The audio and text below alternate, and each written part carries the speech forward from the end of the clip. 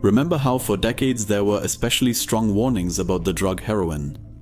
Incredible risk of addiction. Even after just a few uses, a strong psychological and physical dependence can develop. Brutal withdrawal symptoms, pain, vomiting, shaking, depression, insomnia. This cold withdrawal is considered hell on earth. Many addicts keep using just to avoid withdrawal, not for the high. If that's not cruel enough for you, then welcome to a journey into the dark reality of fentanyl, the substance that is currently taking thousands of lives.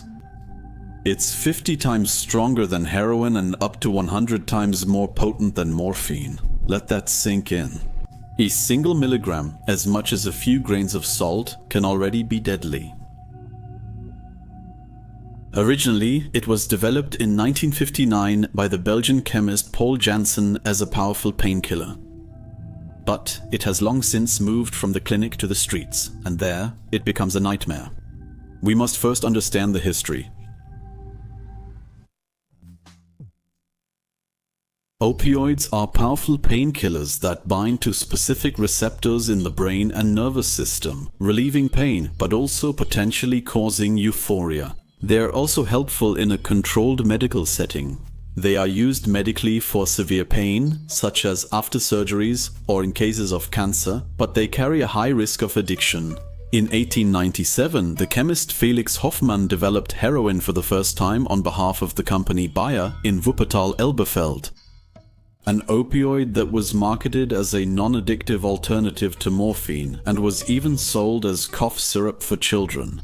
It was only years later that the extreme risk of addiction was recognized. Thus, the modern history of opioids began with a fatal misjudgment. In the 1990s, the modern opioid crisis gained momentum when pharmaceutical companies like Purdue Pharma brought the painkiller OxyContin to the market, claiming it was not addictive.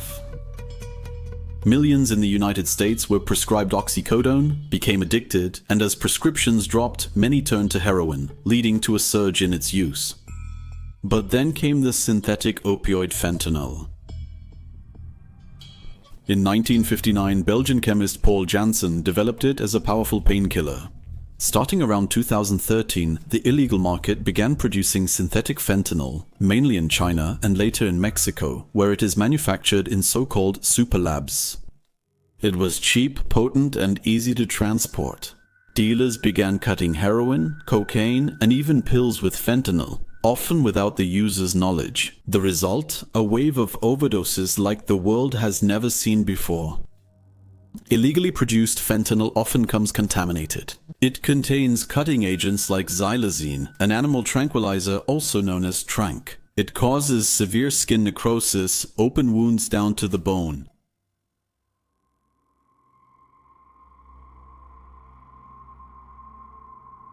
Caffeine and acetaminophen as cheap fillers. These mixtures are extremely unpredictable. One batch can be mild, the next deadly. Since the body can't develop a tolerance like it does with heroin, every dose stays high risk. A tiny amount is enough. Even at 2 milligrams, death from respiratory arrest can occur. Rapid onset of action. Within seconds, it affects the central nervous system. High lipophilicity. It quickly reaches the brain and has a particularly strong effect. Unlike other opioids, death occurs very suddenly, often so quickly that there isn't even time to call for help. Fentanyl now causes most drug-related deaths in the United States. In 2023, the United States had 75,000 fentanyl-related deaths. That's 3/4 of all drug-related deaths.